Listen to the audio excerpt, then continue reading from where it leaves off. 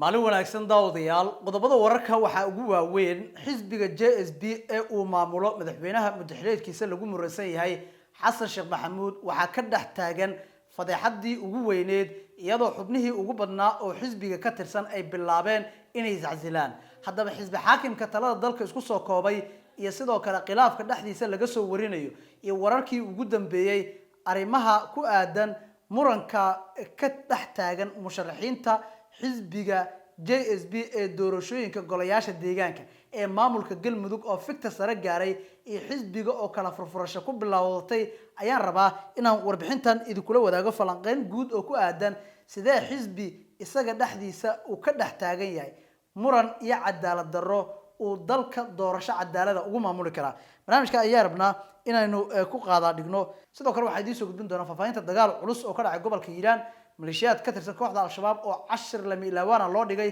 warar ku aadan ayaan idiin heynaa magaalada Boosaaso dekedeeda maalintii 15aad oo xiriir ah way xiran tahay xaaladda suuqa magaalada Boosaasana fikta sare ayay gaadhay ganacsatadii ayaa qoys muujinayo xukuumadda madaxweyne Deni waxa ay bilowday in ay shacabka iyo ganacsataduba ku cadaadisay in dib loo furo ganacsiyada magaalooyinka Boosaaso iyo Garowe oo ay ka taagan tahay sicir bararkii ugu xumaa oo ka dhashay canshuuraha tirabeelka ah ee shacabka magaalada Boosaaso gaar ahaan dekada ganacsatada wax kala soo degta la saaray waan idiin soo gudbin doonaa warbixinadaas iyo kuwa kale ayaa barnaamijkeena qayb ka noqon doono ee soo dhawaada saaxiibayaal xisbi xaakimka talada haya ee JSB waxa laga soo warinayaa in xubnihii ugu badnaa ay ka fakarayaan inay iska casilaan xisbigan waxaana xubnaha hadda ka fakaraya arrinkaasi kamid ah dhalinyaradii ugu badneed kuwaasi oo rajo iyo dilo ka qabay inay qayb ay ka noqdaan ololaha doorashada ee golayaasha wakiilada ee maamulka galmudug musharaxiintii ugu badnaa ee isu soo taagay golaha wakiilada galmudug ee xisbiga JSB ku jira ayaa qaarkood la sheegay in loo diiday isu soo sharaxitaankooda iyada oo laga dhigay si macnaha cid gaar ah oo ay kooxda ugu madaxweynta iyada oo loo sheegay in madaxweynta xisbiga ay soo xuli doonaan musharaxiinta golaha wakiilada ee maamulka galmudug si la mid ah midii ka dhacday maamulka koonfur galbeed Soomaaliya marka dhalinyarada JSB ayaa hadda waxay bilaabeen inay iska casilaan xubinimada xisbiga kadib markii loo diiday inay tartamaan qaarkoodna waxay sheegeen maadaama dawladdu tiri laba xisbi ayaa dalka ka jirta JSB iyo al-shabaab inay kala taageeri doonaan marka yacni dhalinyaradu waxa ay ku jahwareersan yihiin xisbi siyaasadeed oo ay ka tirsan yihiin in loo diido inay qayb ay ka noqdaan doorashooyinka xisbiga ee maamul goboleedyada haddii shalay tabashadu ay ahayd maamulka koonfur galbeed maanta dhalinyarada xisbiga JSB ee maamulka galmudug ayaa golayaasha wakiilada inay ka tartamaan loo diiday waxaana loo sheegay in xulista xubnahaasi ama ragga loo arkayo inay ka tartamayaan oo wakiilada matalaya ama ergada xisbiga ee golaha wakiilada maamulka galmudug inay ku imaan doonaan hanaan xulashaha oo xisbiga soo xulan doono ma jiri doono shakhsi isaga inta iska soo istaago magaca xisbiga ku tartami doono oo shacabka cod weydiisan doono hankiisa siyaasadana soo bandhigi doono dhalinyarada ayaa arrintaasi caro xoogan ka muujisay waxaana hadda ay bilaabayaan qaarkood inay iscasilaan waxa ay qaarkood marigadooda gaarka ee baraha bulshada ku soo qorayaan xisbiga iyagoo cambaareynaya cadaalad darro ka tirsanayo iyagoo soo qaadanayo hadalkii wasiir fiqi ee ahaa in dalka laba xisbi uu ka jiro mid JSB ay mid al-shabaab ah iyaga loo diiday xitaa marka JSB laga soo tago in xisbiyada kale ee dalka ku biiraan ayna tartamaan oo doorashada qof codka ah ay qayb ay ka noqdaan tani waxa ay muujinaysaa nooca doorasho oo ay rabtay in dalka ka qabato dawladda mudxeleedkeeda lagu muransan yahay ee uu hogaamiyo madaxweyne xasan sheekh maxamuud haddaba xaaladda quusta ah ee soo wajahday dhalinyarada Soomaaliyeed ee ku aadan doorashooyinka lagu sheegay inay yihiin qof codka ee dalka ka dhacaya gaar ahaan dhalinyarada galmudug oo xisbiga JSB cadaalad darro ka tirsanaya bilaabana in sidii tusbax furtay ee xisbiga madaxweyne xasan sheekh isaga baxaan artada ku aadan hooseeya nugu reebta dhinaca kale warbixinada kale barnaamijkeena ku jira haddaan fiirino markan waxaan eegaynaa wararka ka imaanayo magaalada aanirada gobolka Hiiraan waxa ay sheegayaan in halkaasi uu ka dhacay dagaal aad u qaraar oo dhaxmaray ciidamo ka tirsan militariga Soomaaliya oo gacan ka helaya xoogagga deegaanka iyo dagaalamayaasha al-shabaab dagaalkan oo habeenimidii xalay ahaa dhacay ayaa 10 lami ilaabana loogu dhigay maleeshiyaadka kooxda nabadiidka ee AS iyada oo ciidanka xoogga dalka Soomaaliya ay ku guuleysteen in deegaanadii ay soo weerareen maleeshiyaadka nabadiidka ee gobolka Hiiraan in laga qabsado dagaalka ayaana hadda soconayo ilaa iyo goorta tani wararka la helayo waxay sheegayaan in markii saddexaad la isku soo laabtay oo kooxda nabadiidka ah weerar ay soo qaadeen ciidanka iyaguna maanta ay jilbaha u aasteen weerarka bilowgiisa habeennimadii xalay ayuu dhacay oo ciidamada militariga Soomaaliya ayaa weeraray goob fariisin u ahayd maleeshiyaadka kooxda al-shabaab waxa ay gacan ka helayeen macuusleyda gobolka Hiiraan intaas kadib waxa soo rogaal celiyay maleeshiyaadka kooxda nabadiidka mar kale ciidanka ayaa iska caabiyay oo maanta jilbaha u aastay weerarkaasi oo ay kooxdu ay soo qaaday haddaba waxaa dhinac xaaladda deegaanadii lagu diray ayaa la soo sheegay inay tahay mid aad u kacsan waxaana abaabul culus uu ka socdaa magaalada Maxaas ee gobolka Hiiraan iyada oo la qorsheynayo in weerar dhowr jiha lagu qaado xubnaha shabaab ee weeraray fariisintii ay ku sugnaayeen ciidanka dawladda Soomaaliya iyo sidoo kale meelihii iyaga marka hore laga eriyay artayda ku aadan hoos ayaa nagu reebi kartaa ra'iisul wasaaraha Soomaaliya odayaasha dhaqanka iyo qabiilada iyo culimada dawladda waxa uu ugu baaqay in loo baahan yahay in meel looga soo wada jeesto dhibaatada dalka iyo dadka Soomaaliyeed haysto khudbad uu ra'iisul wasaaruhu jeediyana qaybta dambaaraba inaan idin kula wadaago magaalada Boosaaso xaaladeeda maalintii 14aad aniraad 15aad oo xiriir ah ayaa ay xiran tahay dekedda magaalada Boosaaso ganacsiyadii ayaa xaalad quus laga soo sheegaya waxa dhinaca kale lagu soo waramayaa in maamulka Puntland uu bilaabay ganacsatada magaalada Boosaaso inuu ku qasbo in goobaha ganacsi dib loo furo magaalooyinka Garowe iyo Boosaaso waxa laga soo sheegayaa xaalad sicir barar ah kadib markii dawladdu ay ganacsatada ku qasabtay inay bixiyaan cashuur dheeri ah oo shirkadda DP World iyo maamulka dekeduba ay soo rogeen kuwaas oo maraakiibta iyo ganacsatada la saaray waxaana taasi ay sababtay inay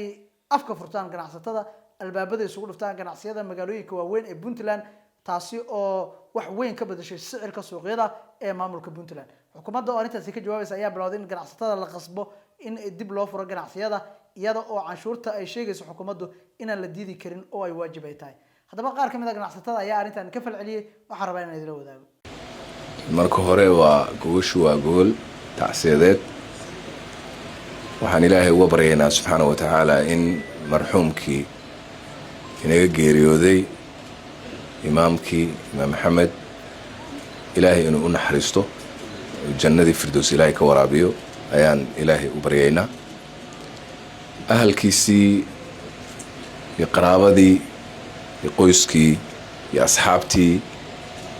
iyo dhaqankii Soomaaliyeed iyo ummadda Soomaaliyeed oo dhan waxaan ilaahay uga baryaynaa sabir iyo iimaan inuu ilaahay inaga wada siiyo gadaashiisna ilaahay inama fitneeyo tacsiib aan u nimid iyo inaan idin idhaanho sabir iyo iimaan Allah idin siiyo kulligiin qaraabo iyo qoys iyo asxaabba imaamku wuxuu ka tirsanaa dhaqanka waaweyn ee Soomaaliyeed oo qiimaha iyo qaayahaba leh oo dadkan Soomaaliyeed iyo dalkan Soomaaliyeed wax weyn u soo galay dawladnimadeena iyo nabadda Soomaali in la isu keeno odayaashii ka soo taliyay ee ka soo shaqeeyay ayuu ka mid ahaa ajri iyo xasanaad Allah ka siiyo dhammaantood intii dhimatay inta nool cumrigooda Allah dheereeyo caafimaadna Allah siiyo runtii dadka Soomaaliyeed taariikh ahaan waxay ahaayeen dad weligood soo jiray intan xusuusto waxay ahaayeen ummad nation meel horena waa ka sheegay taariikhda innaga dawladnimadeennan hadda casriga ah ee European-ku keeneen ee isticmaarku keeneen lamay socon innaga ummadnimadeenna iyo nation-nimadeennu lamay socon waan ka horreynay waxaynu ahayn ummad sii jirtay ummad midaysan waxaynu lahaan jirnay nidaamyo maamul waxaynu lahaan jirnay nidaam garsoor waxaynu lahaan jirnay nidaam ganacsi oo dunida la ganacsada oo cilaaqaad la leh adduunka aynu ahaan jirnay waxaan lahayn madaxdeennu waxay ahaayeen kow madaxda dhaqanka iyo qolada labaadna waxaan culimada ayaa hogaamin jirtay ummadan ayaga cadowga ka ilaalin jiray ayaga islaamnimadooda u ilaalin jiray ayaga hadii wax kala gaaraan dhexdhexaadintooda iyo xaq sooridooda ayaga ayaa u xil saarnaa oo ka shaqeyn jiray marka muhiimad weyn oo aad u weyn ayay inoogu fadhiyaan madaxda dhaqanku markii dawladdii casriga ahayd inaga burburtay 90gii ama 91kii ummadani kala tagtay waa la isku dayay ayaga oo madaxda dhaqanka ayna tala ku lahayn in dawladnimadii Soomaaliya dib loo soo aasaaso waa la isku dayay way suurtageli weyday dibna waxaa la yiri xisaabta waa la furfuraa marka la furfuro waxaa la yiraahdaa meesha ka soo bilaabatay baa la geeyay meesha ay ka soo bilaabatay dadka ayaa xukumi jiray asalkoodii idna waxay noqotay in la yiraahdo madaxda dhaqanka halkaas dib loogu noqday ayaga soo amaamuday ama soo unkay dawladnimadan hadda haysano ayagay marka dib ugu noqotay ayaga marka ilaa hadda ayaga soo gardaadinayay laakiin dawladnimadeenu ubadku waxa fiican markaad soo koriso inay ka koraan oo ay ka maarmaan laakiin dawladnimadeenu way fashilantay oo markii ay odayaashii ay soo koriyeen oo ay ahayd inay ayaga wiilkaad korisay inuu adig ku anfaca la raba meeshii la rabay inay iyadoo anfacdo ayay iska burburtay markaasay dib ayagii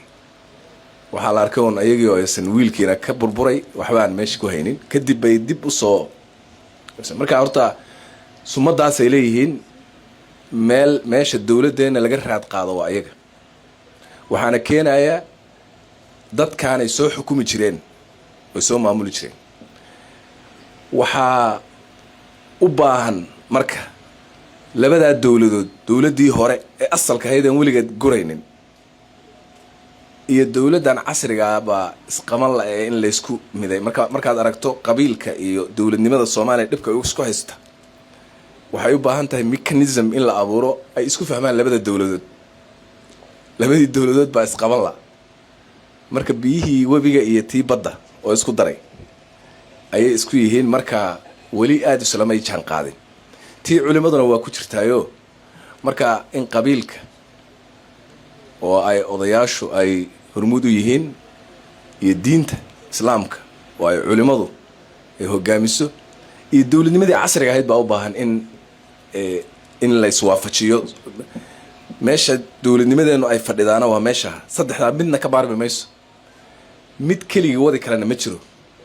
hadday isku dhacaana balaaya dhici marka odayaashu halkaas ay horta qiimahaas ay inoo leeyihiin marka inaan mar walba aan sidaas u ogaano waaye dawladnimadu waxba weyn uma tarto mushahar ma siiso dawladoodiina way ka qaadatay mushahar ma siiso waxba uma tarto waxba uma qabato dadkii ay xukumi jireen ayadaa ka qaadato anaga xukumayna room bay u baahan yihiin marka space bay u baahan yihiin de intaas marka laga tago waxaan u rajaynayaa beesha qiimaha badan ee uu imaamku ka dhashay iyo qoysku ka dhashayba xilkii uu hayay dee imaamku kusoo wareegay